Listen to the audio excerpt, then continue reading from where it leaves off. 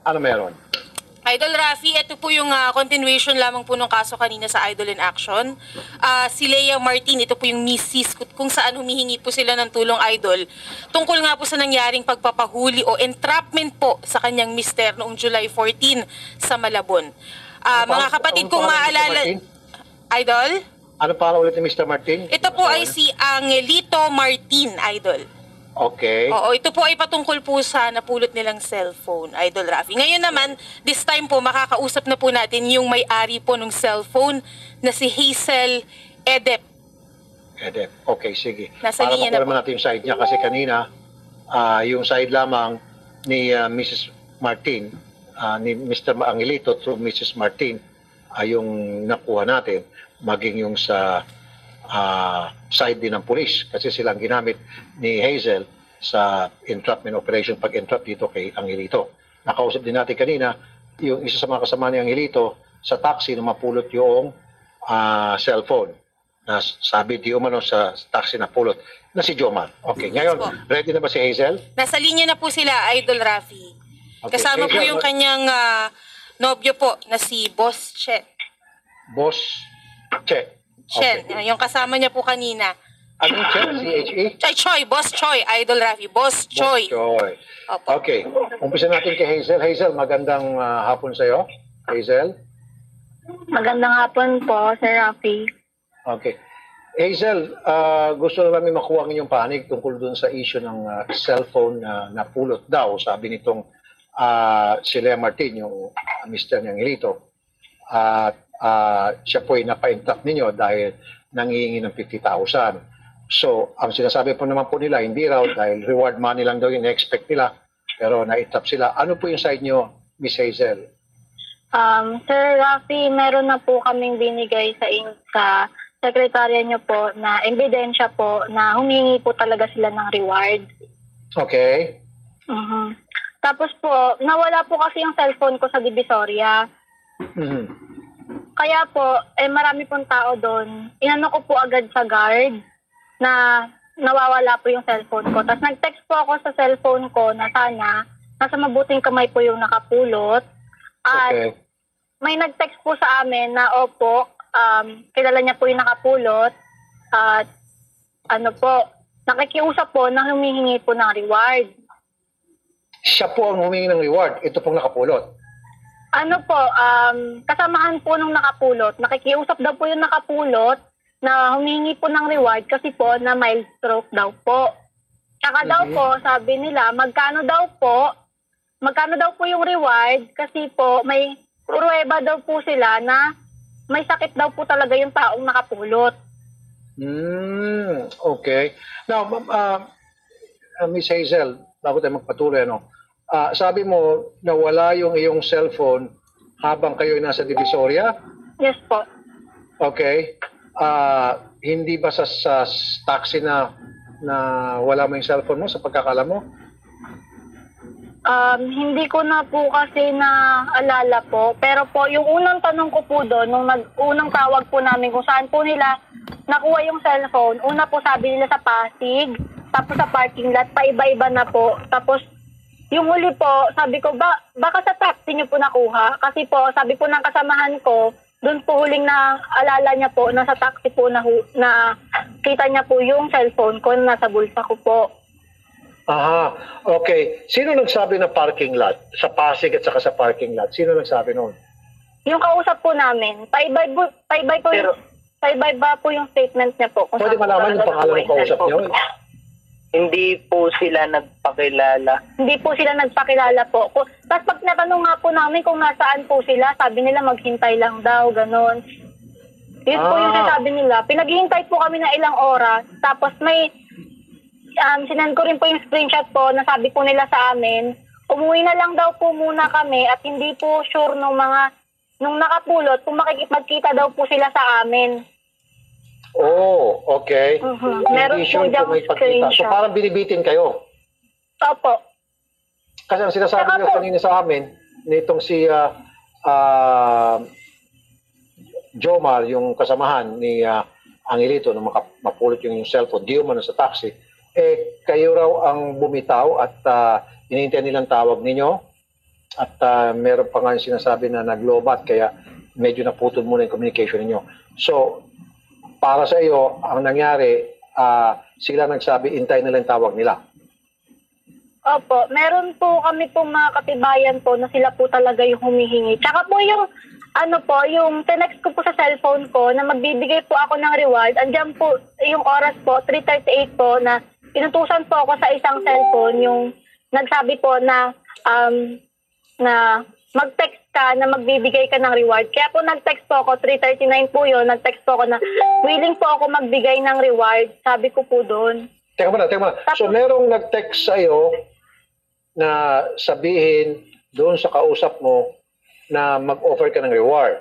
Opo, kasamahan po yun ni Angelito daw po. Or hindi ko po alam o siya lang po talaga yun. Pero po nung kausap po namin siya sa, sa call, 3 po sila. 2 pong lalaki at isang babae po yung naririnig ko po. Paano malaman na Tapang 3 sila?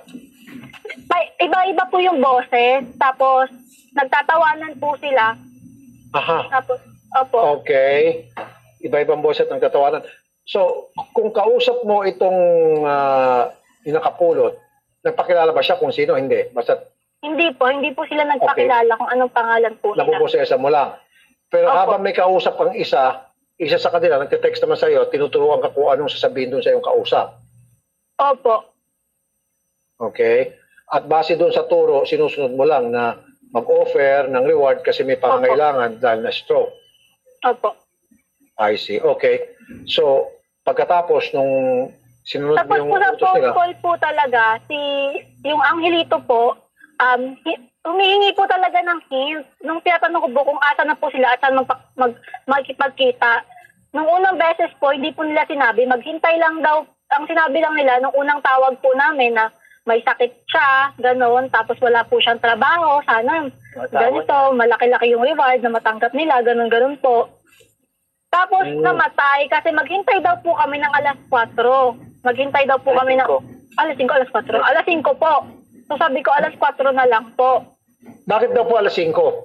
Hindi ko po alam. Siyempre po ako kinabahan na po noon. Nung time po na yun, lumapit na po ako sa pulis. Malapit po sa 168. Doon po sa Okay. baba ng 168. Sinabi ko na Okay. po agad sa pulis na ganito po yung nangyari sa akin. Na humingi ng reward. Tapos biglang pangalawang tawag, doon ko na po narinig yung pagbabanta nila. Hindi po si Angelito po ang nagsabi, pero po, may isang kasamahan niya pong nagsabi. Okay. Doon sa sabi mong may nagte-text sa'yo na kasamahan nila Oo. na tinuturuan ka na mag-offer ng reward, meron kang screenshot niyan. Meron po. Good. Importante po yan. Shari, pakitawagan mo si Attorney Garrett or Attorney Villamor. Siguro si Attorney Nasa Villamor. linya na po, Idol, si Attorney Freddy Villamor. Nasa linya na Okay, po. since siya naman may hawak nitong kaso from the start. Sige, pagpatuloy natin pag-interview dito kay Hazel. Okay, so tapos Hazel, ano nangyari? Sunod niyan. Nung pagpunta mo sa pulis, Tapos po, nag-call po ulit kami. Tapos sabi ko, saan po talaga kayo? Kasi bandang alas 4 na po yun. Kasi sabi ko po, sir, pwede pong ibigay nyo na lang po. Kasi po birthday ko po nung araw po na yun. okay. Ano Tapos po sabi nila? sabi niya, pwede ba, bago namin ibigay yung address namin, magkano po yung hint ng reward? Magkano yung Hint po. hint Bigyan ng niyo po reward? kami ng idea. At sana daw po cash. Oo, cash daw po. Okay. Sila Sabi ko po- sila pang nagdidikta kung paano ibibigay ang reward. Sige po. So dapat cash Sabi daw. ko po, Okay. hindi ko po masasabi, pero po, Pag nagkita na lang. hindi. Sabi ko, pwede po bang 7K po? Sabi ko, bigla pong namatay yung call. Okay. Tapos kinabahan na po ako doon. Tapos Okay. nag-text po ako, sabi ko, 50K po lahat ng hawak ko. Tapos sa kabilang panig naman po, sa isang number, mag-call kayo, mag-text kayo, kinukulit na po kami. Doon na po niya sinabi. Tapos nag-call po ulit kami. Doon niya na po sinabi kung saan po kami magkikita at 50,000 po ang kukunin niya po sa amin. Okay. Tapos doon na kayo pumunta sa pulis para magsumbong. Opo, hindi pa po. May mga word pa po kasi ako na narinig na pupuntahan sa bahay. Tapos, baka masaktan pa po ako at baka may ano pa pong mangyari sa akin at babae pa naman daw po ako. Sinabi ang diretsuhan sa'yo na pupunta ka namin sa bahay at baka mapaano ka? Yes po, pero yung isa niya pong kasamahan yung sinabi po sa akin yun. Diretso ang sinabi sa'yo. Nagtatawanan po sila. Aha. Okay. Tapos sabi ng mga pulis, pumunta na daw po kami ng CIDG. So pumunta na po kami ng CIDG. Habang po papunta po kami at nakikipag-meet up, narinig po ng mga pulis talaga na nanghihingi sila ng reward at kung dala-dala ba namin yung pera. At unang-una po, nakikipagkita sila sa Nabotas. Okay. Pangalawa po, sa Malabon na po. Nung papunta na po kami, nung nandun po kami sa Nabotas, sabi niya, dito na lang tayo magkita sa Malabon. Okay. Yung sinabi nila na nakita nila yung cellphone sa parking lot and then sa Pasig and then sa taxi, meron ho kayo nung text galing sa kanila or screenshot? Wala po, pero po narinig po ng mga pulis yun. Hindi, yung sinasabi niya na saan nyo napulot to, tapos sinabi nung sa kabilang linya, napulot namin sa parking lot and then nag-iba na naman state, napulot namin to sa Pasig. Wala po. Tawag lang po yun. Tawag lang. Okay. Pagkatapos, nung na-set up na nga yung, na-arrange na yung pagsama sa inyo ng police para entrap, yun na nga, nagamit si Mr. Boss Choi doon sa entrapment, nung pagkabot ng pera, napusasan na agad itong si Angelito, kasama yung kanyang misis. Ang tanong ko lang, meron kayo sinabi sa aming research na humingi ng pera daw sa inyo itong si Mrs. Martin?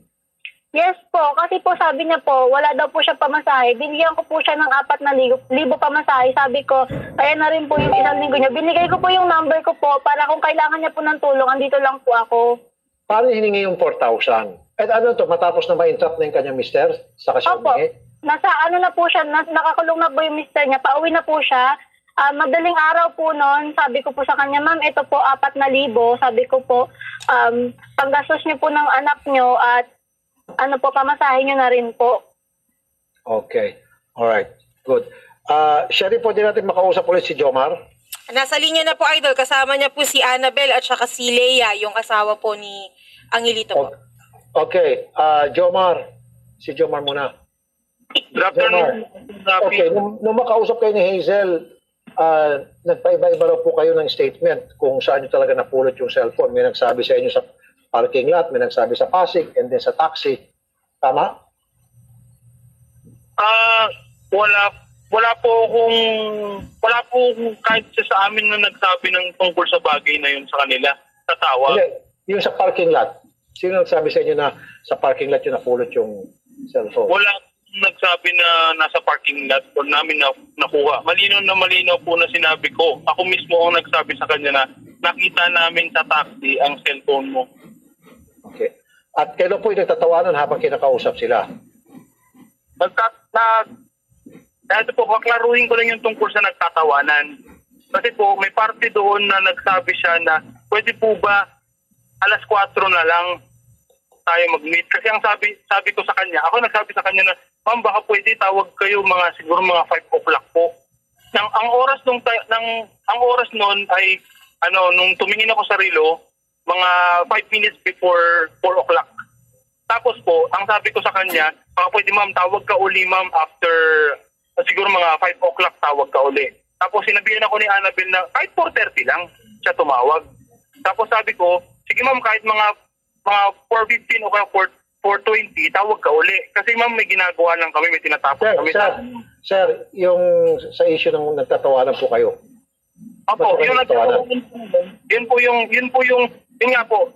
Kasi nung sinabi niya, kuya, baka pwede 4:00 na lang. Eh di ba 5 minutes before 4 na siya tumawag? Ang sabi ko, nagtawanan kami kasi ang sabi ni Angelito sa kanya, ma'am, atat ka naman masyado, sabi niya. Sabi naman ni Annabel, ma'am, sandali lang, may ginagawa lang kasi kami, tatapusin lang namin to, tapos kakausapin ka na namin. Kasi may ginagawa lang kami, may tinatapos lang kami. Yun po yung sinasabi ko sa inyo na yung sineset up namin yung platinum karaoke. Okay. Si Annabel, pwede makausap. Ma'am Annabel. Opo, sir.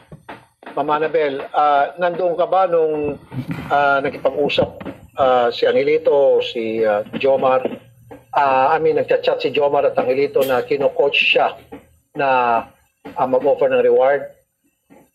Sila po naman sir, nag-text po na bibigay po sila ng reward. Hindi. Meron kasing may screenshot kami. May screenshot Apa. kami na kung saan tinuturuan itong si Hazel ng isa sa inyo. It's either ikaw o si Jomar. May nagsasabi na mag-offer ka ng reward. Ma'am, sandali lang po. Meron pong nag-coach sa kanya. Ito po, meron kaming hawak ito. Meron pong nagtuturo, tinuturuan po si Hazel kung anong sabihin doon sa kanyang kausap na kasamahan nitong nagtuturo. Now, it doesn't, hindi clear kung ang nagtuturo ba, ikaw ba o si Jomar. Basta isa doon sa inyo nagtuturo na mag-offer ka kasi ng reward kasi may pangangailangan yan. Sino po sa inyong dalawa ni Jomar? Ikaw? Sinasabi po kasi ganito po yun, sir. Ma'am, pakisagot lang ma'am yung tanong ko.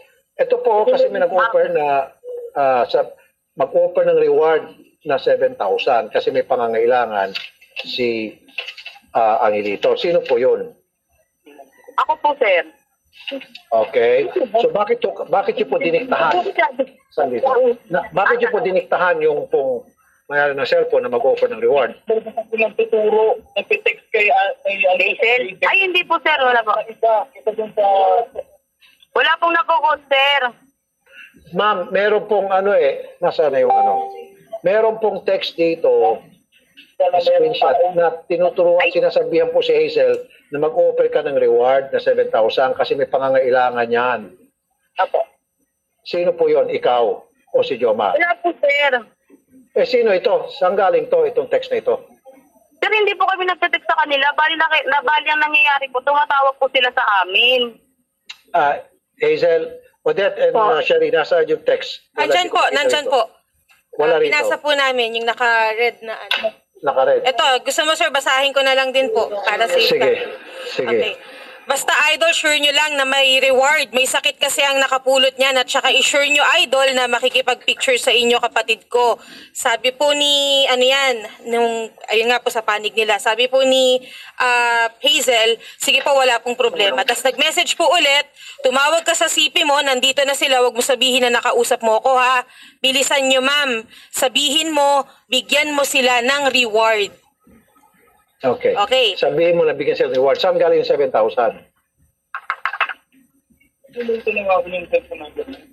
Ha? Wala eh. Hello po. Okay. Kausapin natin si Atty. Villamor. Atty. Villamor? Yes.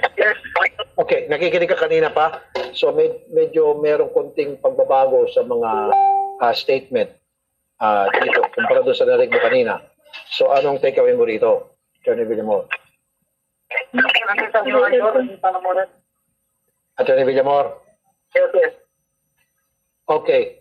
Ang sinasabi kasi ni Hazel at meron siyang mga screenshot dito na habang kausap niya itong nakapulot ng cellphone, isa sa kanila ay nag-text sa kanya at kinu-coach siya na mag-offer ng reward. Kasi may pangangailangan ngayon nakapulot. Yun nga, na-stroke. At totoo naman talaga na-stroke siya. Kailangan niya ng pera sa gamutan. Well, una-una, ito ang aking... Atty. Villamor, yung signal mo. Hello. Hello. Okay, sige, Atty. Villamor. Ay, malinaw na. Sige. Idol, una-una, kailangan at tandaan ng ating mga nanunod at tagapakinig, pag meron kang napulot na isang bagay, wala tong obligasyon yung may-ari ng bagay na yon na magbigay ng reward. Sa batas po natin, may obligasyon yung nakapulot na yung napulot niya ay ibigay niya, isurrender niya kaagad sa mga kinauukulan o sa may-ari kung kakilala niya ito. Kung hindi niya po ginawa yon, siya po ay liable for theft. Aha. Para lang po alam po natin kung ano po ang mga kailangan natin, kung anong dapat na pinanggagalingan natin dito. So, pagkakalam ko nga, dapat pag nakapulot ka ng isang bagay na hindi sa'yo, ito-turn over mo yan sa mayor's office o pinakamalapit na mayor. Sa mga otoridad mo, maaaring sa police, mayor's office, o sa may-ari kung kakilala mo. So wala pong obligasyon yung may-aring magbigay ng reward. In fact, ang may obligasyon na maghanap at magsoli ng isang bagay na napulot niya ay yung nakapulot. Kung hindi Dapat niya po gagawin agad ko, okay, para maging klaro, isoli agad doon sa may-ari kung alam niya kung nasaan yun, or kung hindi niya alam kung nasaan yung may-ari, isoli ito sa mga otoridad. Otoridad po. Kung hindi, liable po siya for theft. Yan po ay Article 308 ng ating revised penal code. Now, if we will apply to this situation, una-una po, iklaro po natin sa nakapulot, wala pong obligasyon yung may-aring magbigay ng reward. Kung nagbigay man ng reward yung may-ari, yun ay voluntary on their part at option niya or choice niya. Wala pong karapatan mag-demand yung nakapulot. Now, sa nangyari pong ito, kung titignan po natin yung version ng may-ari ng cellphone, parang this is a subtle case of extortion. Kung titignan man natin yung version noong nakapulot, maaaring voluntary naman on the part of the may-ari na magbigay ng reward. So kung ang paniniwalaan po natin ay yung version nung nakapulot, wala pong criminal liability yon. Kung version naman ng may-ari, kung yung version naman ng may-ari, tama po yung kasong robbery and extortion. Extortion robbery po yung tawag sa kasong yon. okay, yung parte na merong nagko-coach doon sa may-ari mula sa mga kasama ng nakapulot na mag-offer ka ng reward kasi may pangangailangan yung nakapulot. Ano yun? Anong basa mo On doon? the part of the may-ari, voluntary niya naman pong binigay, hindi rin siya napili talaga magbigay, wala pong criminal liability. Yung nakapulot na yun. Yung nakapulot Hindi, yung bang parang merong ini-induce, yung parang iniinganyo yung may-ari na mag-offer ka ng reward para kasi may pangangailangan, very subtle lang pagkagawa. Short of saying, magbigay ka kasi para ibibabalik namin to. Instead of saying, magbigay ka ng pera, sinabi nila mag-offer ka ng reward. And then itong bata naman nagsabi, of course, why not? Said Idol, kung yun ay voluntaryong binigay ng may-ari, parang nagkaroon sila ng kontrata or agreement na magbigay siya ng reward. So, walang criminal liability. Walang criminal liability. Kasi Pero, kahit na may insinuation or kahit na galing mismo sa mga nakapulot na nagsasabi, magbigay ka kasi ng reward. Wala pa rin. Criminal liability wala kasi. pa rin kasi wala naman yung element of compulsion na tinatawag.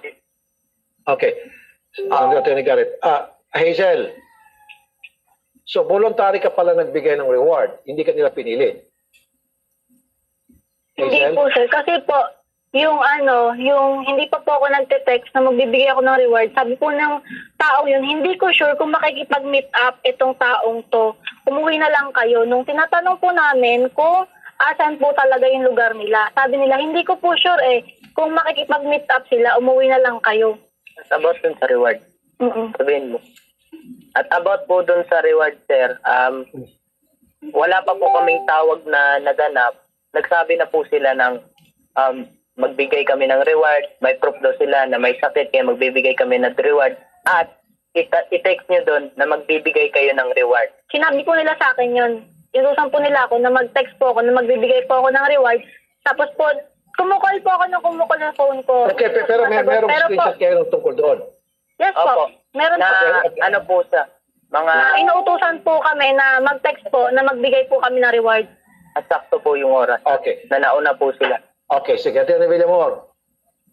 Kung yan po ang kung sabihin na po, assuming na yan po ang totoong nangyari, to me, meron po yung case of extortion, kaya lang in a subtle manner.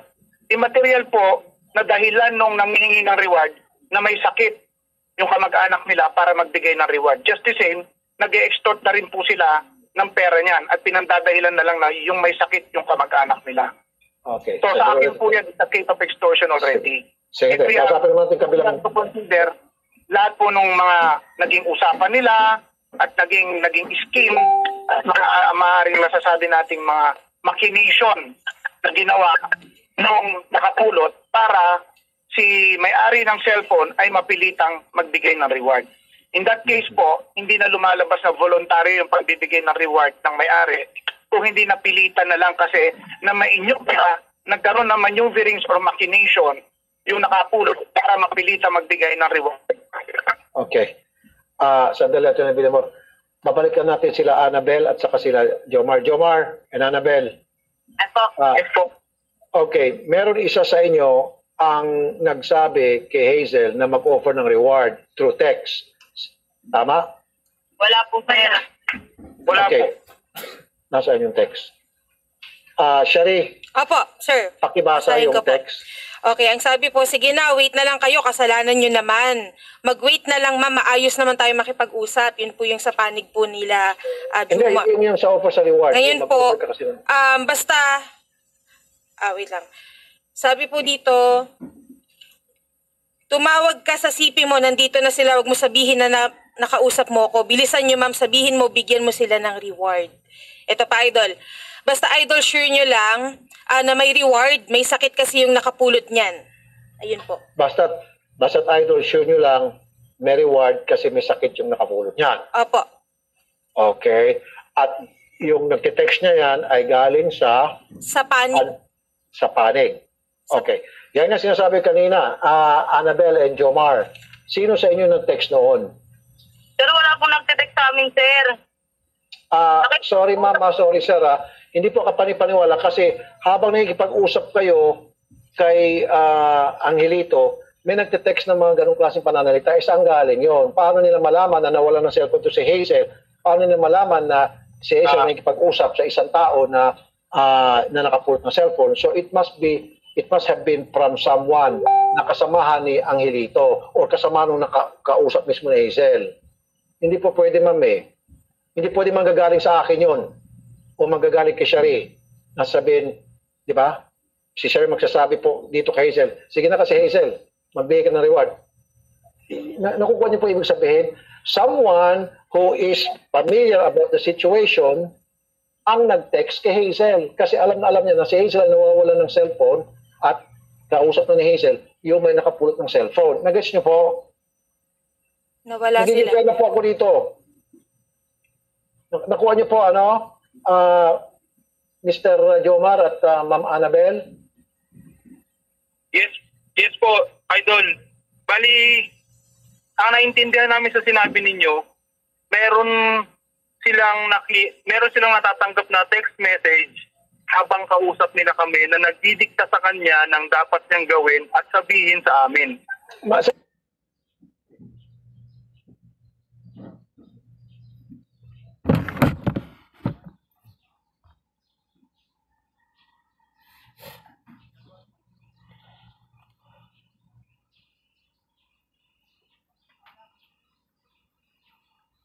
Sir, ito sir, paiksin natin para humaba. Ito po, may mga text messages na rito. Binasa na nga ni Shari kanina na Opo. dinidiktahan, sinasabihan po si Hazel na magbigay ng reward. Yes po.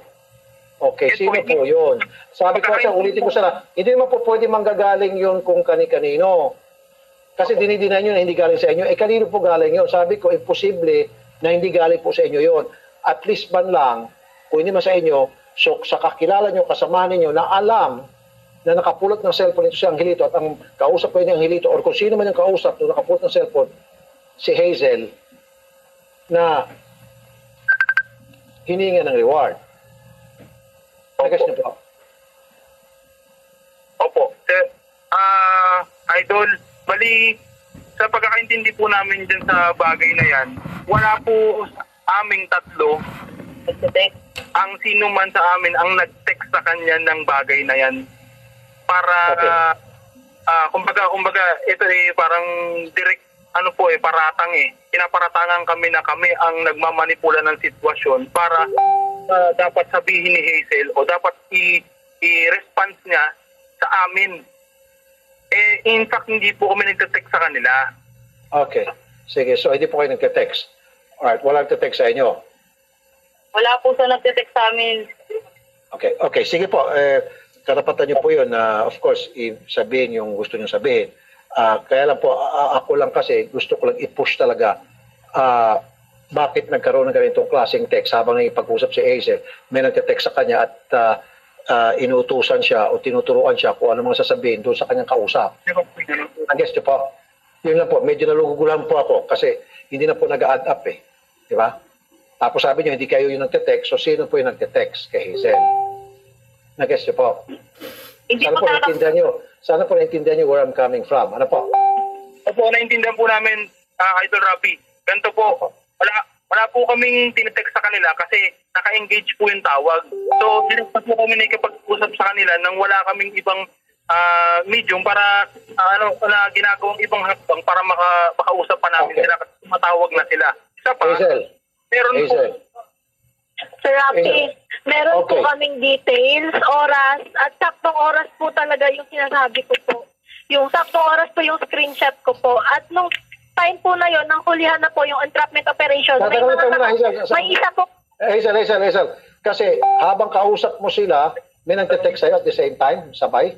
Yes po, eksaktong oras po yun. Sinend ko po sa mga secretary niyo po yung details po at yung oras po talaga nung na yun po. Okay. Habang kausap mo sila sa cellphone, kung ano yung cellphone gamit mo, merong pumapasok na text.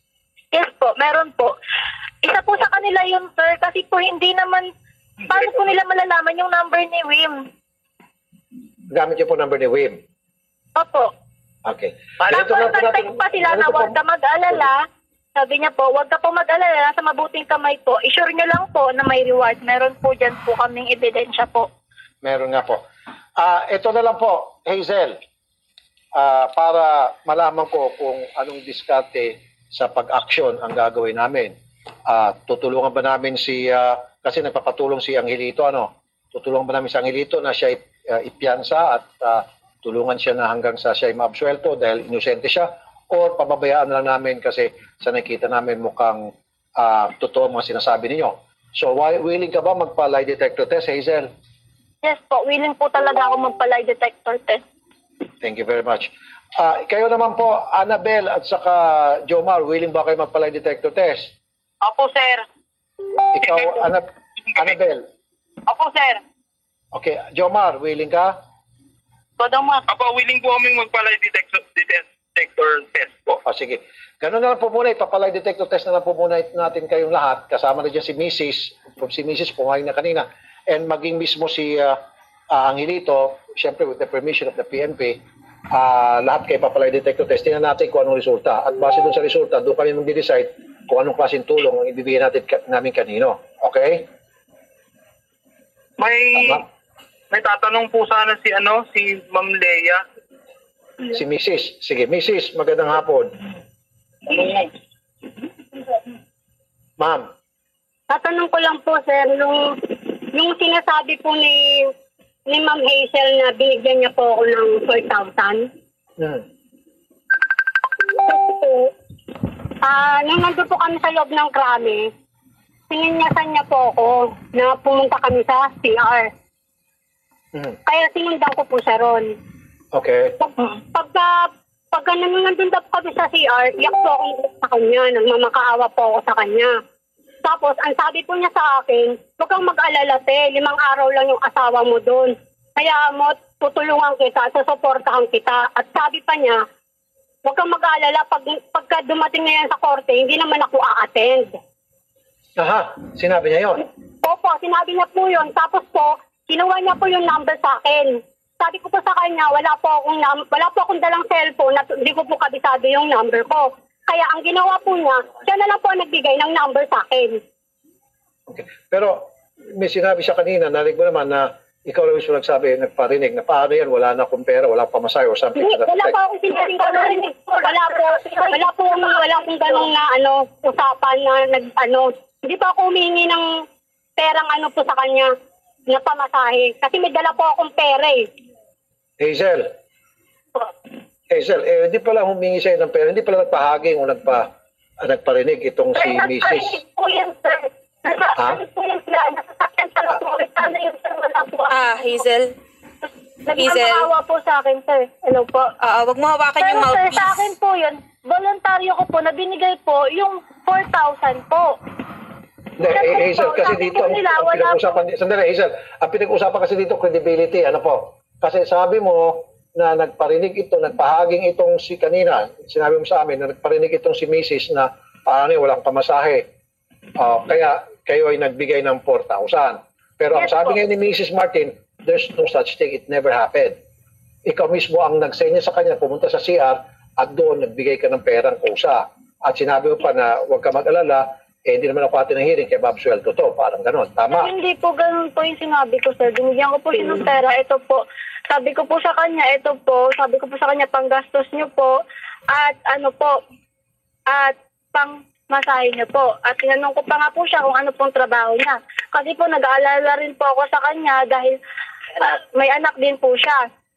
Hindi, yung sa issue na nagparinig siya, totoo ba nagparinig siya o hindi? Yes po, rinig po ng mga pulis yun, sir. Nung hinuli po sila, sir, hanggang doon po sa Cabrame. Opo.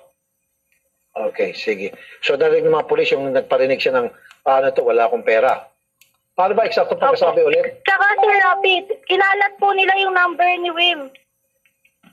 Kinalat nila. Kinalat po nila. Screenshot din po. Ngayon po, sobrang dami pati importante pong mga tawag, di ko na po nasasagot. Kasi may marami na din po mga threat, ganun-ganon. Okay, paano mo nalaman ng kinalat? Kasi nga nakatanggap na ng mga threat itong si Wim. Opo, Pinost po nila sa social media po. Okay.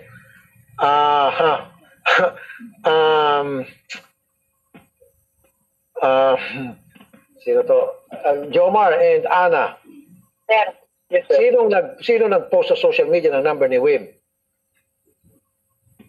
Ano pong nag-post? Paano nag-post po?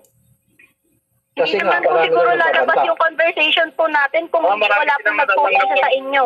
Papanta. Okay. Meron ka ba may papakitang ebidensya? Ikaw ba si Wim Boschoi, isa lang? Opo. Okay. Meron ka ba magpakita mga ebidensya na ikaw ay na nakapost sa Sobrang social dami media po. number Ang nyo? dami po kumakalat ngayon sa social media na yung number ni JM po. Pinagmumura pa po kami hanggang ngayon. Tapos may mga threat po sa amin na So may yung number mo ngayon, sniper. meron, sandali lang, Wim, yung number mo ay nakapost sa social media. Somebody posted your Opo. number sa social media. Kahit sa mga ibang vlogger po na nag-aano. Okay, sige. Meron kang screenshot na magpapatunay yung number mo ay pinost sa social media at Yes meron po. kang mga Marami, ebidensya na sobrang dami binabash ka. Opo. Opo. Binabash ka doon sa Isa rin po cellphone yun. mo.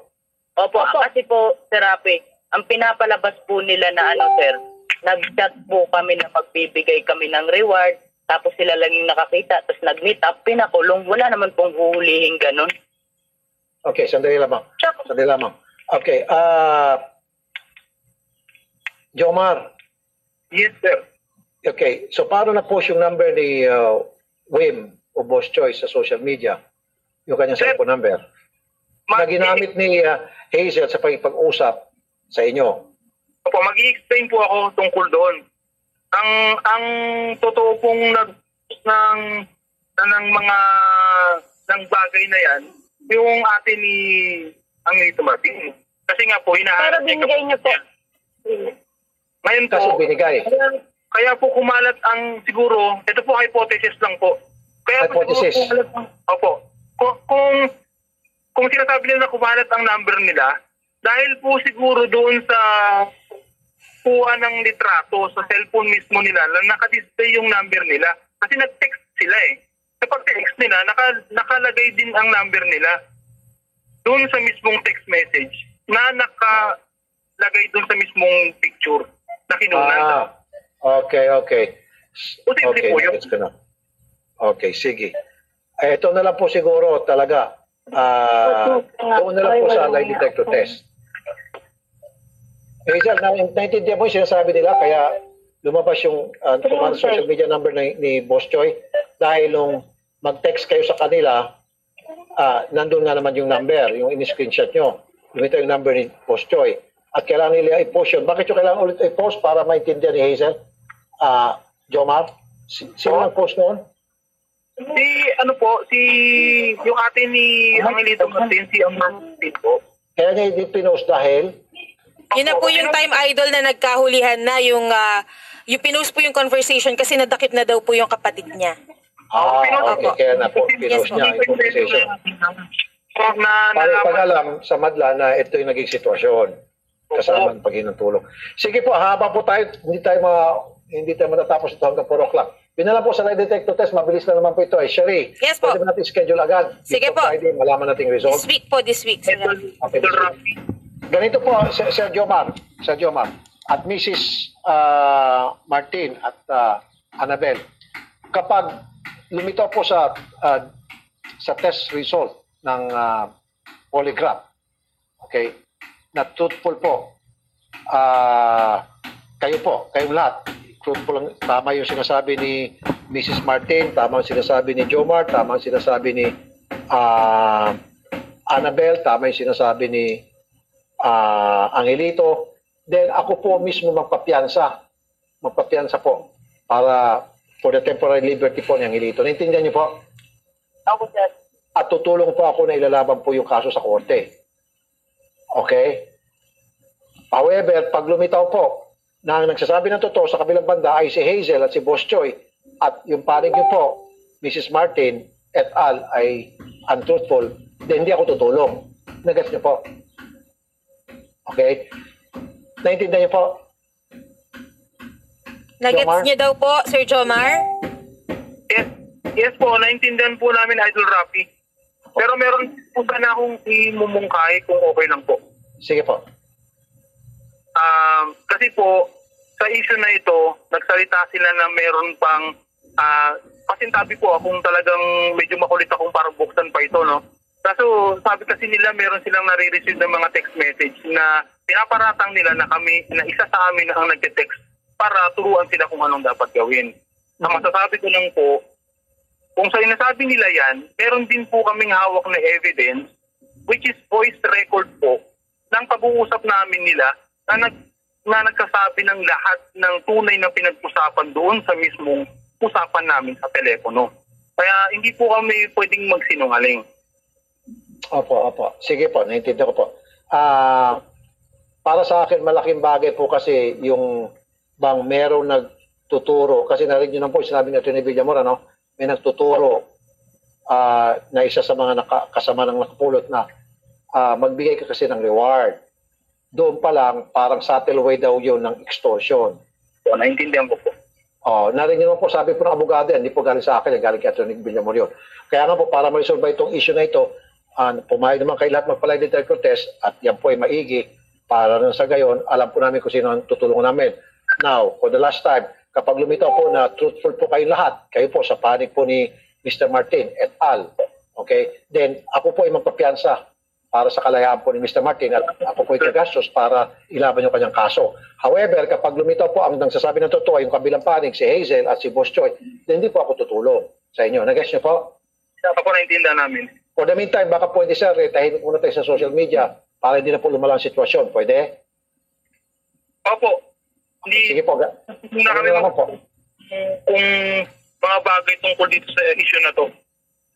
Opo. Ganun na naman po for the meantime, ha? Sige po, babalikan po namin kayo. Huwag mo ibang telepono, kakausapin kayo ng staff. Salamat po sa inyo, Salamat po. Mrs. Martin, Salamat po, Jomar, sir. and Annabel. Salamat po. Hazel and Boss Choi, salamat po sa pagbigay ng time ninyo sa amin. Okay? Thank you po. Okay, salamat. Shari, Yes po, sir. isa lang yung agad sila sa detector to test, Apo. schedule. Apo. Okay? Yes po. Sige. And, yes po. Ang akin lamang dito, gustong i-point out na maging yung mga netizens, yung iba, hindi sinasabi. At meron sinabi kayo si Atty. Villamor at marami tayong natutunan dito siguro. Alam ko na ito nung pa, pero at least na-refresh ni Atty. Villamor yung memory natin tungkol dyan. Na kapag nakapulot ka, una yan, obligasyon mo, pera man o anong bagay, isauli yan doon sa may-ari o dili kaya sa mga kinaukulan at hindi ka hingi ng reward. Dapat ang reward voluntary. Okay? And then, pangalawa, sa ating experience, yung mga tao na nakapulot, pupunta dyan, nang hindi nag-expect na reward. At pag binigyan ng reward, pasalamat siya. Nagpapalakpakan tayo. Kaya nga nagbibigay tayo ng mga, tayo mismo nagbibigay ng reward. Kung sakali man di magbigay ng reward, yung may-ari ng gamit na napulot, tayo nagbibigay ng reward.